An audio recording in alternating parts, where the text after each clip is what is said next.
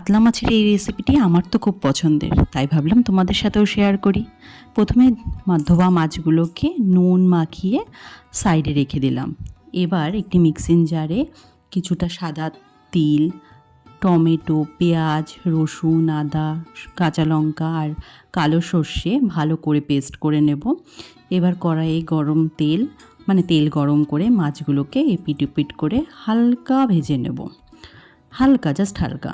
দেন যে মশলাটা একটু আগে করে রেখেছিলাম সেটা ছেঁকে নিয়ে কড়াইতে আরেকটু তেল দিয়ে সেই মশলাটাকে দিয়ে দেব। তাতে দেব কিছুটা শুকনো লঙ্কার গুঁড়ো, হালকা হলুদ, পরিমাণ মতো নুন, তারপরে মাছগুলোকে দিয়ে দেব।